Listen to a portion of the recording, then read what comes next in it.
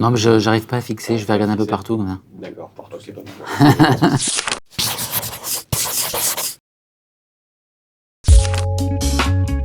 Mes premiers dessins, je crois que c'est ce que je raconte dans ma BD L'Arabe du futur. Je crois que j'avais dessiné le président Pompidou. Et alors, je crois que j'avais fait un truc comme ça. En fait, j'avais pas vraiment dessiné le président Pompidou, mais j'avais dessiné un bonhomme vu de profil. Et en fait, c'est ma grand-mère qui avait trouvé que ça ressemblait à Pompidou. Et elle avait donc décrété que j'étais un génie parce que j'étais capable de dessiner Pompidou alors que j'avais 2 ans. C'est pas vraiment Pompidou. Pompidou, il était un peu plus gros.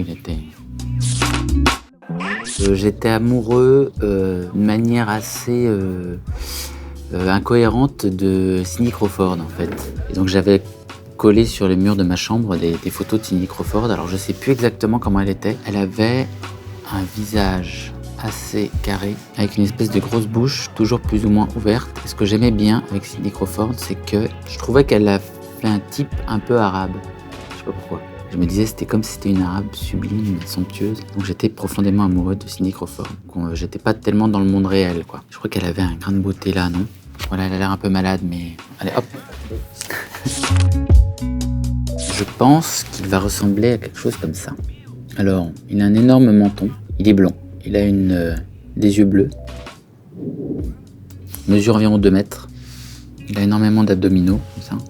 Et il a évidemment un sexe géant. Parce que, en fait, en l'an 3000, l'être humain aura évidemment maîtrisé la sélection génétique. Et je pense que 99% des gens voudront être un grand blond avec une grosse bite. Ce serait, je pense, de provoquer une crampe intestinale et une diarrhée immédiate à quelqu'un. Alors je sais pas comment je peux dessiner ça c'est compliqué. Ce serait mon super pouvoir, mais c'est un super pouvoir d'attaque. C'est de regarder quelqu'un et de faire comme ça, Pas plus tard qu'il y a 3 jours, j'ai traversé la rue. Je pense que c'était un VTC ou je sais pas quoi qui a accéléré pile au moment où je traversais, en passant à 5 cm. Et là j'aurais même tourné et lui provoqué une crampe intestinale, donc il aurait fait caca sur lui. Il serait pas mort, je veux pas le tuer. J'aurais beaucoup aimé lui provoquer une diarrhée. Ben voilà, pour moi les super pouvoirs sont un peu maléfiques. Mais on peut sauver des gens, à mon avis. Voilà. C'est une très grosse diarrhée. C'était une maison que j'habitais en Syrie et que j'ai dessinée dans L'Arabe du futur. C'était une espèce de grande maison comme ça, qui était toute carrée. Et en fait, il y avait des espèces de garages en dessous, avec des volets roulants comme ça. C'était dans un petit village à côté de Homs.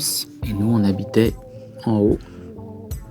Il y avait une sorte de balcon avec des arches en béton comme ça. Et ma chambre, elle était là. Et donc toute la maison, elle n'était pas peinte. Parce que les maisons qui étaient peintes et terminées, il fallait payer un impôt dessus. Donc personne ne terminait sa maison pour pas payer d'impôt. Et en haut, il y avait des fils de fer comme ça qui dépassaient pour bien montrer aux inspecteurs des impôts que la maison n'était pas terminée. Et vraiment, personne ne voulait payer d'impôt. Voilà. Hop. Alors mon chanteur favori, tu m'as parlé du tien qui était Jul tout à l'heure. Le chanteur que je préférais quand j'étais gamin, c'était Georges Brassens. Alors je sais pas si je vais savoir bien le dessiner comme ça à main levée. Je crois qu'il avait une tête un peu carrée. Je crois qu'il avait toujours un petit air un peu fripon comme ça. Assez viril. Un type de virilité qui n'existe plus vraiment aujourd'hui. Toujours un sourire à moustache. Il avait une espèce de pipe. Donc on est loin de Jul ou de Booba, mais c'est un autre type de virilité. J'aimais bien parce qu'il y avait des grossièretés, il y avait des gros mots de temps en temps, et des fois ça parlait un peu de sujets un peu olé olé. Je trouvais ça assez marrant. Je pense que c'est le Capitaine Haddock. Alors par contre, putain, c'est dur à... Oh, je dis un gros mot, pardon. Il est dur à dessiner quand même, je suis pas sûr que je vais y arriver. En fait, c'est au-delà du fait que j'aurais aimé l'inventer. Je pense que c'est un peu un modèle, j'aimerais bien être comme lui. Il est alcoolique et en même temps... bon esprit, un peu râleur. En fait, tous les personnages d'Hergé sont quand même extrêmement durs à dessiner. J'avais créé un personnage il y a quelques années qui s'appelait Pascal Brutal. C'était parce que, en partie aussi, j'adorais le Capitaine Haddock et Pascal Brutal me permettait de retrouver certaines expressions du Capitaine Haddock. Quand il est un peu sûr de lui ou qu'il est un peu... il sait où il veut aller et qu'en fait c'est n'importe quoi. Et en fait, le Capitaine Haddock a souvent un regard que j'aime beaucoup. Il a des sourcils froncés comme ça, comme s'il savait quelque chose, je sais pas. Alors, Pascal Brutal. Pascal Brutal, c'est l'homme le plus viril de France. Il vit dans un futur proche. Alors maintenant, en fait, quand j'ai commencé à le dessiner, c'était en 2004.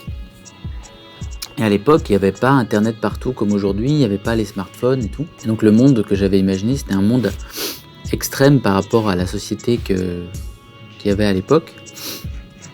Et en fait, comparé à la société d'aujourd'hui, en fait, c'est extrêmement light par rapport à le monde dans lequel on vit.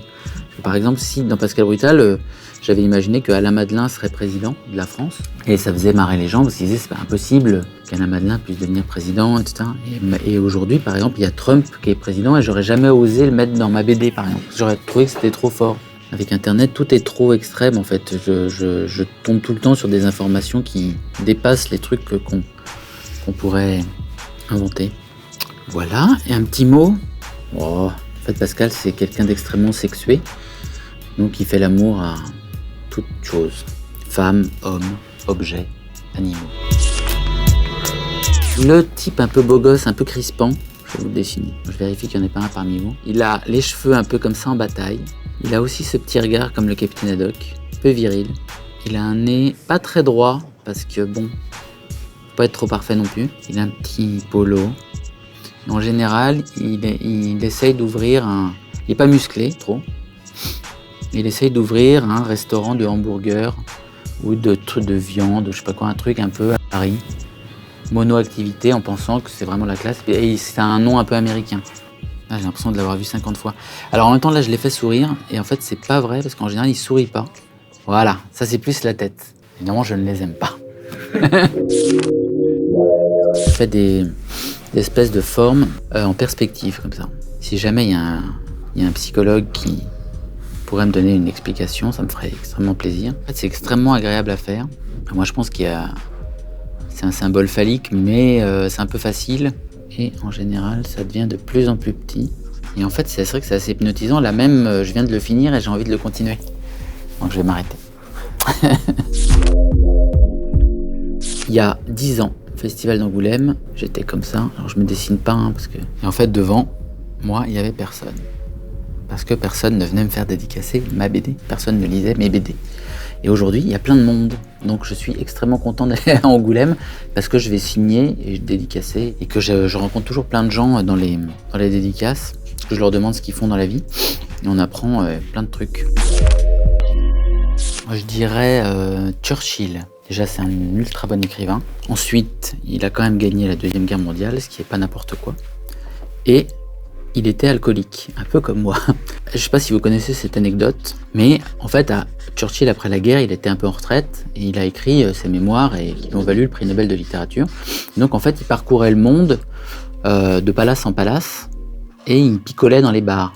Et il y a une anecdote où un jour Orson Welles était dans un hôtel et il essayait de trouver du fric pour monter un de ses films, et il essayait de convaincre un Iranien, je crois, milliardaire, de lui donner du fric. Dans l'hôtel, il y avait Churchill, qui était là aussi, mais par hasard. Et il voit Orson Welles, donc il le connaissait, il adorait ses trucs. Il vient le voir, et il le salue. « How are you? » Là, l'Iranien, absolument transcendé, lui dit « Vous connaissez Winston Churchill ?» Puis il fait « Oui, bien sûr, on s'est croisés. » Et donc, immédiatement, il s'est intéressé à son projet, il lui a dit parlez-moi plus, alors d'accord. Le soir au restaurant, Orson Welles il va voir Churchill qui est en train de bouffer, déjà bourré à 19h30, et lui dit mais vous vous rendez pas compte, juste parce que vous m'avez dit bonjour, j'ai financé mon film. Alors Churchill lui dit no problem, I'm very happy. Hein. Et le lendemain, au petit-déj, Orson Welles a un autre rendez-vous avec un autre gars. Et là il y a Churchill qui arrive en robe de chambre, et il voit Orson Welles, et là il fait oh, my master, et il se met à genoux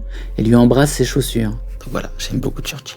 J'aimerais bien faire un jour un biopic en BD de Churchill.